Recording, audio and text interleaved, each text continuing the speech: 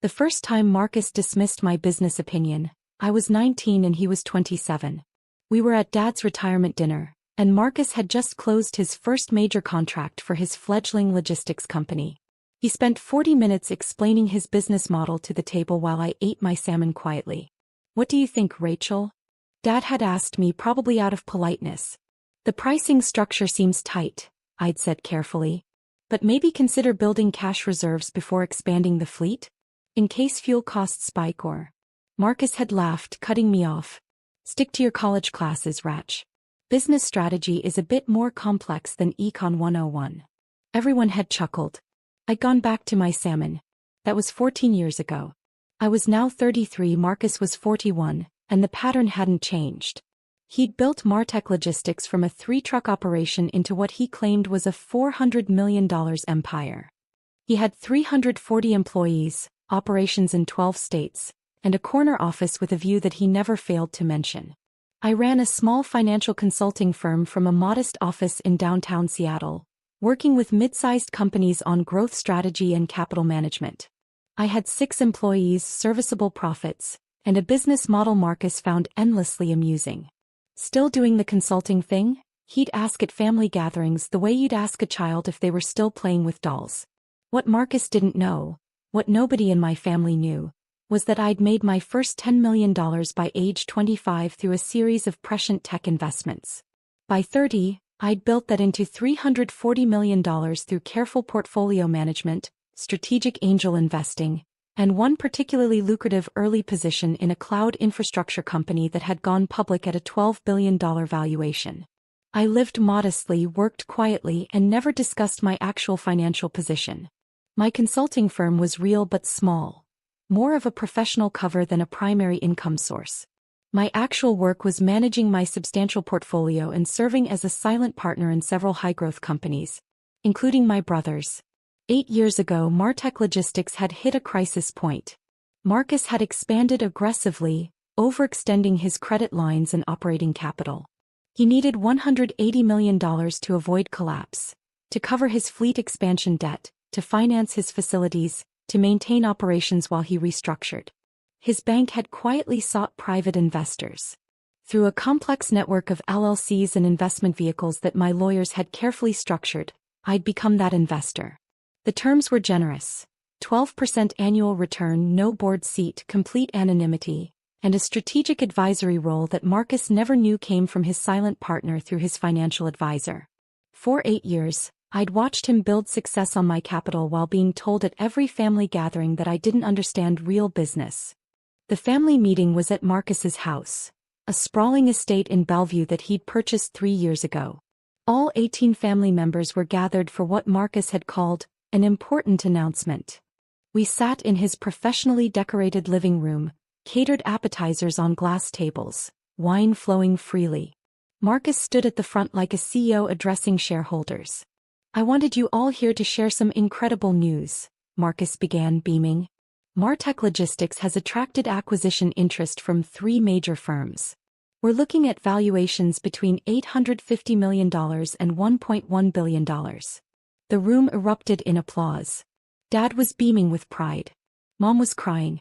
Marcus's wife Jessica was recording on her phone. "This is the culmination of 8 years of strategic vision, aggressive growth, and calculated risk-taking," Marcus continued.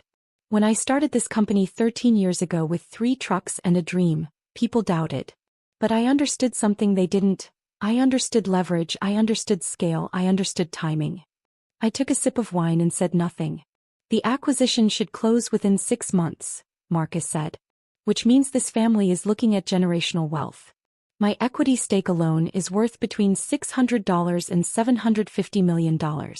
We're talking about setting up our kids, our grandkids, creating a legacy." More applause. My cousin David raised his glass. "To Marcus, the family's first near-billionaire." Everyone drank except me. I was doing calculations in my head. If Marcus's equity was worth $600 to $750 million at those valuations, and I knew the actual capital structure of his company, he was significantly overstating his position.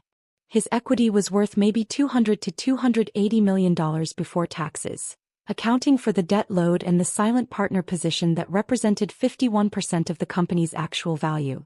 Rachel, you're quiet, Marcus said, turning his attention to me with that familiar patronizing smile.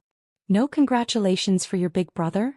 Congratulations, I said evenly. You know, you should take notes, he continued, and several people chuckled. This is what strategic business building looks like. Not small consulting contracts, but real empire building. Understanding capital markets, understanding scale, understanding. I'm familiar with capital markets, I said quietly. Right, your little consulting firm, Marcus said, grinning. How's that going? Still working out of that strip mall office. It's actually a downtown building, and yes, it's going fine.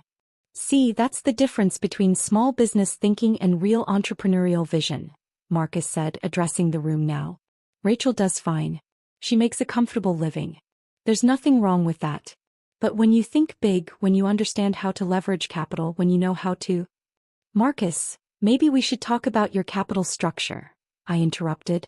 The room went quiet. Marcus looked annoyed. What? Your capital structure. Debt-to-equity ratio, investor positions, actual versus claimed equity stakes. Those details. Marcus's smile became fixed.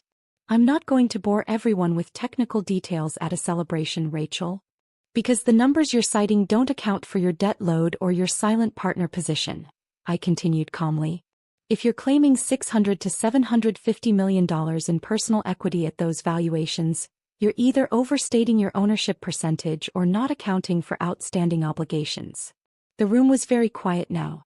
Marcus's face had reddened. Stick to your little side projects, Marcus said, his voice tight with barely controlled anger. Real business is beyond you. This is sophisticated corporate finance, not the kind of small-time consulting you do. I understand, I said, nodding. No, clearly you don't, Marcus continued, his frustration showing. You've never built anything significant. You've never managed serious capital. You've never. Rachel, I love you, but you're embarrassing yourself trying to lecture me about my own company. These are acquisition talks with Fortune 500 firms. This is the big leagues. Dad intervened. Marcus is right, honey. This is pretty specialized stuff. Let's just celebrate your brother's success. I smiled politely and went back to my wine. My phone buzzed in my pocket. A text from Marcus's financial advisor, Theodore Chin, who'd been serving as the intermediary between me and Martech Logistics for 8 years. Need to speak with you urgently. Marcus is making statements about valuation that suggest he doesn't fully understand the capital structure. Should I clarify? I excused myself to the bathroom and called Theodore back. Miss Chin, thank you for calling. I'm at Marcus's celebration dinner, and he's announcing acquisition talks with valuations that seem inconsistent with reality. What's he claiming? $850 million to $1.1 billion total company valuation, with his personal equity worth $600 to $750 million. Theodore was quiet for a moment. Miss Chin, you know the actual structure. You hold 51% through the LLC network. At those valuations, your position would be worth $433 to $561 million. Marcus's equity, accounting for debt, would be worth $180 to $240 million before taxes. He's either significantly overstating his ownership or not accounting for the silent partner position. He doesn't know about the silent partner position, I said. You've maintained the anonymity protocol? Absolutely. All communications go through me as the financial advisor. He thinks the silent partner is a consortium of institutional investors. But Miss Chin, these acquisition talks are real. I've seen the preliminary term sheets. If they move forward, the capital structure will become public. Marcus will discover that his sister owns 51% of his company. When? During due diligence, probably within 60 days if talks progress.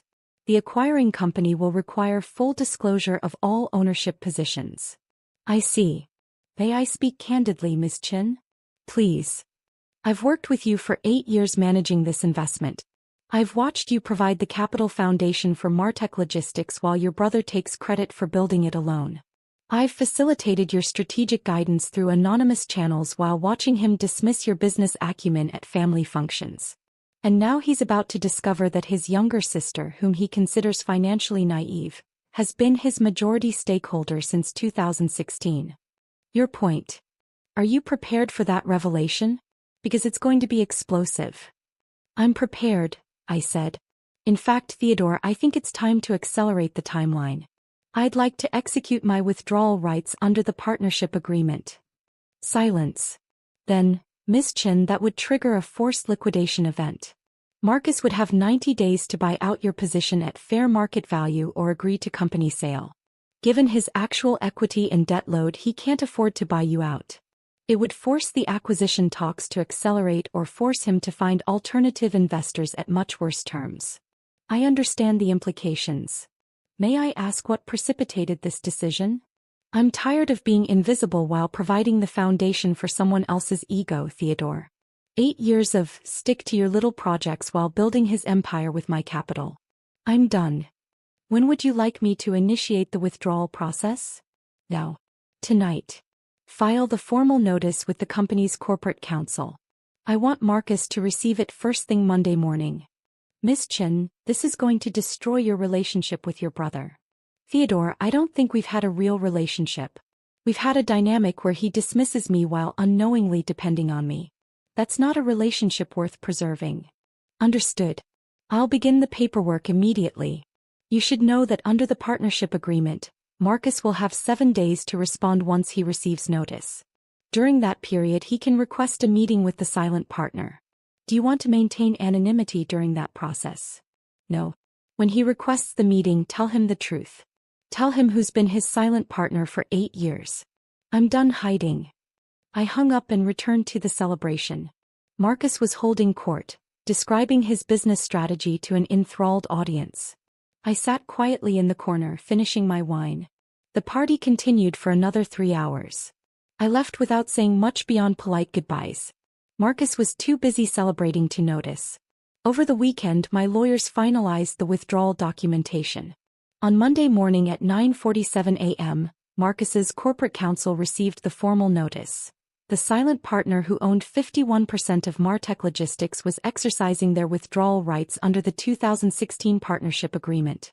Marcus had 7 days to respond with either a buyout offer at fair market value, $433 to $561 million based on current acquisition interest.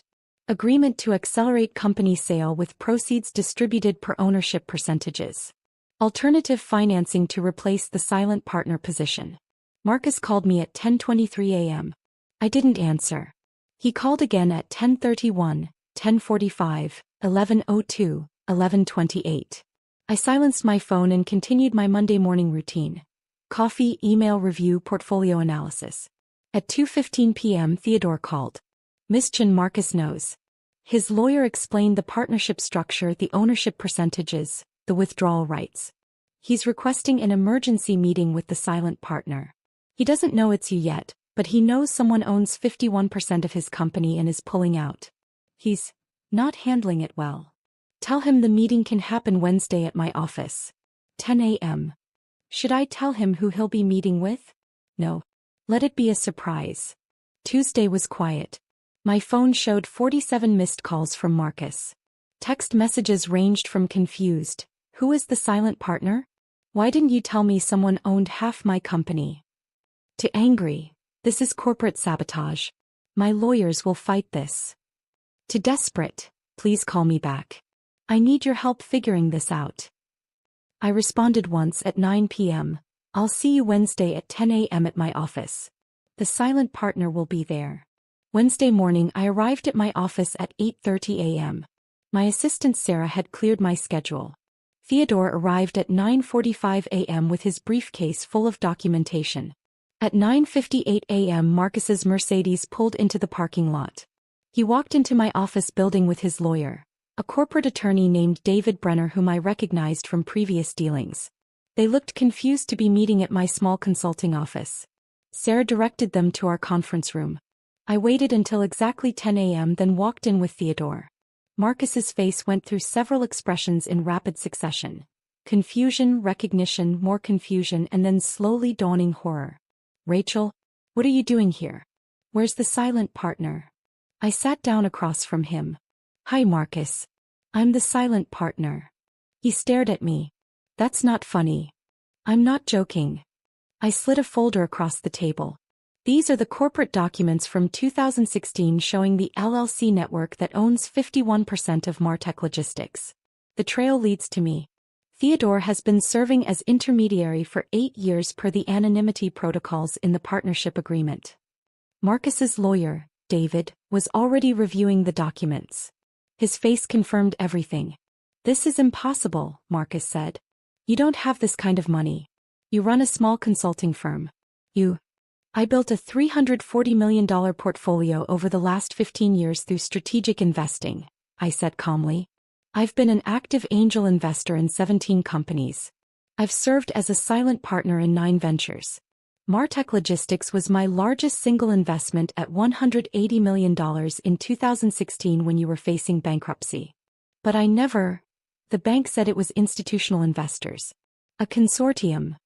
The bank said what I told them to say. Through Theodore, I structured complete anonymity. You've been operating under the impression that you owned 85% of your company. In reality, you own 38% after accounting for debt conversion. I own 51%. The remaining 11% is held by your early employees through the equity compensation plan. Marcus looked physically ill. 8 years. You've owned half my company for 8 years and never said anything. I provided $180 million to save your company from collapse. I took a 12% annual return, which is below market for growth capital of that risk level. I asked for no board seat, no public recognition, no involvement in operations beyond strategic guidance that Theodore passed along anonymously. I've been the foundation of Martech Logistics' success while you've spent 8 years telling me I don't understand real business. Why? His voice was barely above a whisper. Because 8 years ago you were my brother and you needed help. I had the capital. I believed in your vision even if I thought your execution needed work. So I structured an investment that would save you without embarrassing you by revealing that your little sister was your financial savior. And now you're destroying it all? You're pulling out and forcing a liquidation event. I'm exercising my rights under a legal partnership agreement. You have 3 options. Buy out my position for fair market value, agree to accelerate the acquisition talks with proceeds distributed per ownership percentages, or find alternative financing. David, the lawyer, spoke up. Mr. Chen, given your actual equity position and debt load, option 1 isn't financially viable. You can't raise $433 to $561 million to buy out your sister's position. Option 3 is similarly problematic. No institutional investor will provide that capital at terms you can afford on a 90-day timeline. Which leaves option 2. The acquisition, Marcus said flatly. The acquisition, I confirmed. Which proceeds with both of us as equal partners in the negotiations. You own 38%, I own 51%. At the valuations you announced at your party, $850 million to $1.1 billion. Your net position would be approximately $180 to $240 million before taxes. My position would be $433 to $561 million. The numbers were clearly crushing him. You're going to make more than twice what I make from the company I built. From the company we built, Marcus. You provided vision and operations. I provided 51% of the capital that made that vision possible. This is a partnership even if you didn't know it until now. So what happens? We just sell the company? And everyone finds out that my little sister owns more of Martech than I do. During due diligence, yes. The acquiring company will discover the full ownership structure. Your friends, your colleagues, your employees, they'll all learn that you've been operating with a majority partner you didn't even know about. Marcus put his head in his hands. His lawyer looked uncomfortable. Why now? Marcus asked finally. If you've been fine staying silent for 8 years, why reveal yourself now? Why blow up the acquisition talks? I'm not blowing them up. I'm participating in them transparently. As for why now, on Saturday you told me to stick to my little side projects. You said real business was beyond me. You've said versions of that for 14 years. I'm tired of it, Marcus. I'm tired of being dismissed while providing the foundation for your success. I'm tired of you claiming sole credit for building something that wouldn't exist without my capital. So this is revenge. You're humiliating me because I hurt your feelings. I'm enforcing the legal reality of our business relationship because I'm done pretending your perception matches reality. You don't own Martech Logistics, Marcus. We do. And it's time you acknowledged that. Theodore spoke up quietly. Mr. Chen, for what it's worth, your sister has been an extraordinary partner. Every major strategic decision you've made over the last 8 years, the fleet automation, the logistics software development, the regional expansion strategy, those came from recommendations she fed through me. You thought they were coming from financial advisors or consultants. They were coming from Rachel. Marcus looked stricken. The automation project? That was your idea. Yes. You told me at Dad's birthday 3 years ago that automation was a tech fad for people who didn't understand the logistics industry. 2 months later, Theodore suggested you explore fleet automation. You thought it was his idea. It saved you $22 million annually. The software development? Wine. You said at Thanksgiving 2 years ago that proprietary software was unnecessary overhead for a logistics company. 1 month later, Theodore recommended the development project. It's now your competitive advantage and a major driver of your acquisition valuations. Marcus was shaking his head slowly. Everything? Every strategic decision that actually worked.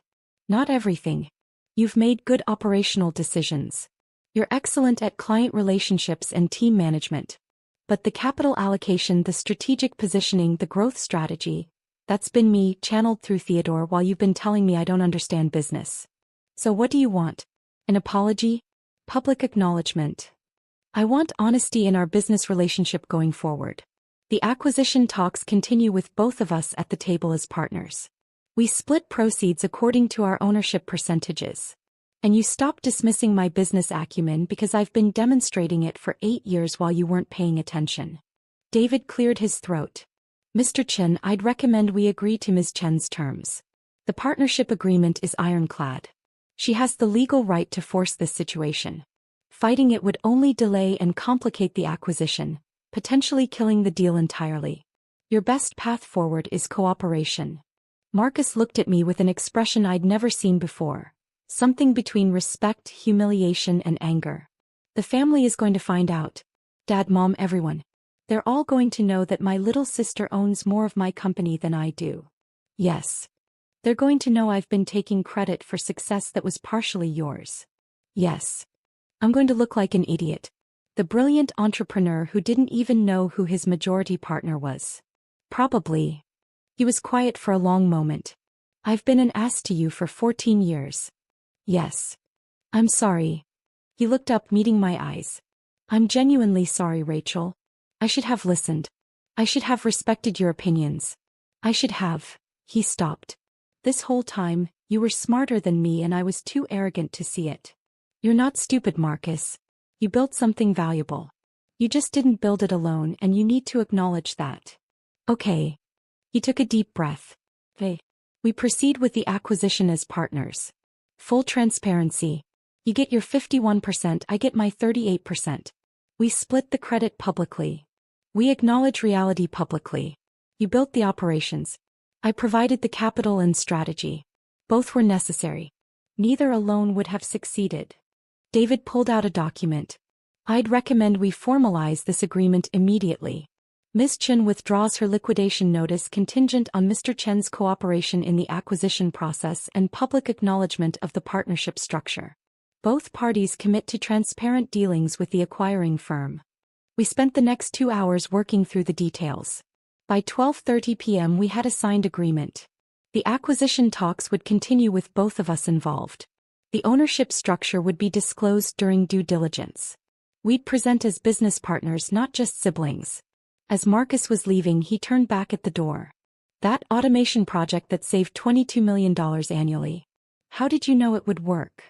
Because I'd invested in 3 other logistics companies that had implemented similar systems. I'd seen the data. I knew the ROI. And the software development? I angel invested in the firm we ultimately hired to build it. I knew their capabilities. So this whole time, you've been building expertise in my industry while I thought you were just running a small consulting firm. Yes. He shook his head slowly. I really have been an idiot. You've been dismissive. There's a difference. After they left, Theodore stayed behind. That went better than I expected. I thought he might become combative. He's processing. The anger might come later. Perhaps. But Miss Chin, for what it's worth, you handled that with remarkable grace. You could have humiliated him much more severely.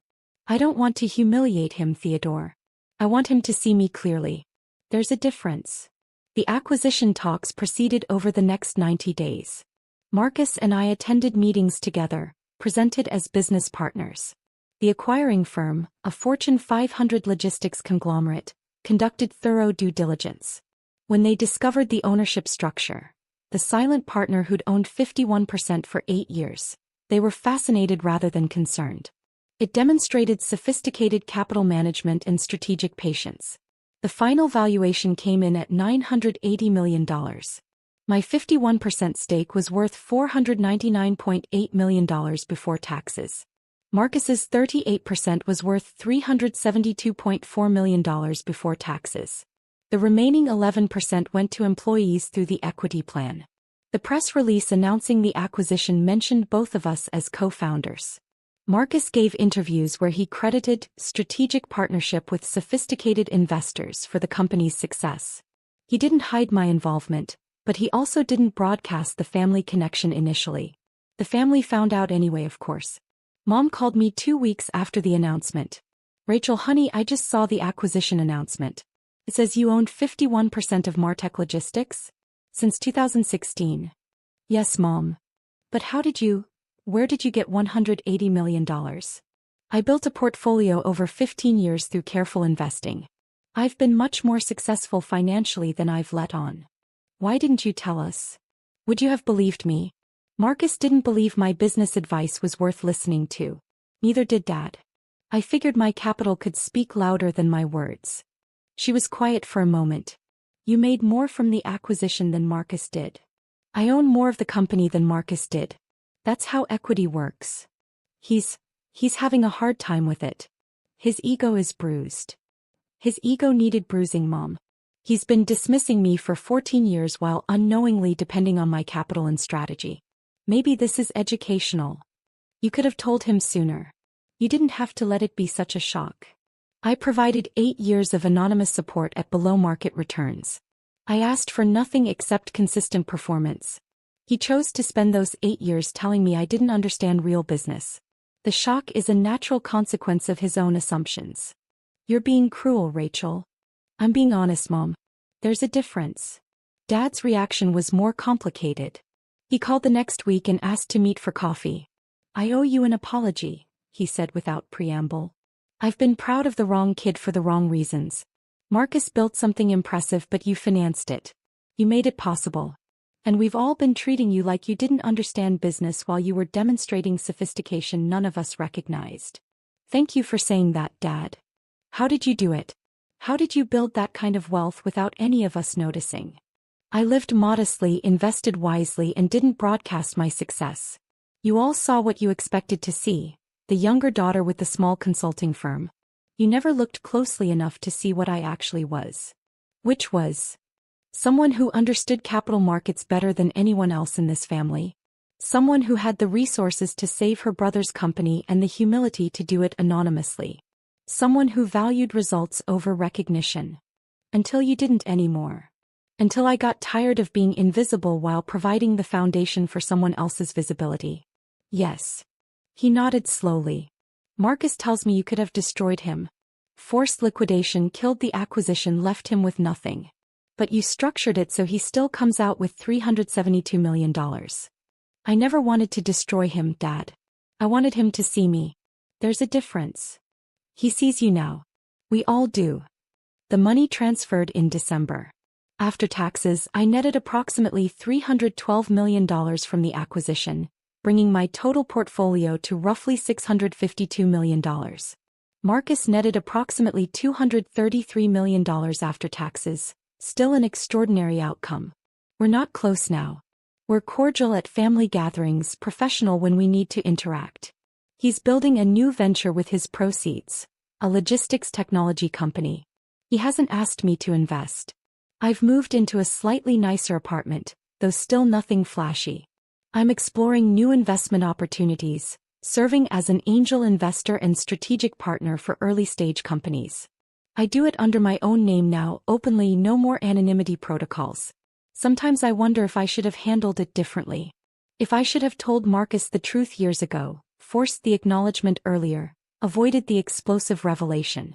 But then I remember Saturday dinner. Stick to your little side projects. Real business is beyond you. Said to the person who owned 51% of his company, who'd saved him from bankruptcy, who'd provided every major strategic insight that drove his success. Sometimes the kindest thing you can do is stop protecting people from the reality of their own dependencies. I didn't destroy my brother's business. I revealed the foundation it was built on. A foundation he'd been standing on for 8 years without bothering to look down and see who was holding it up. Now he knows.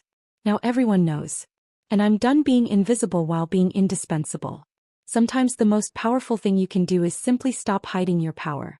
And let people face the reality they should have seen all along.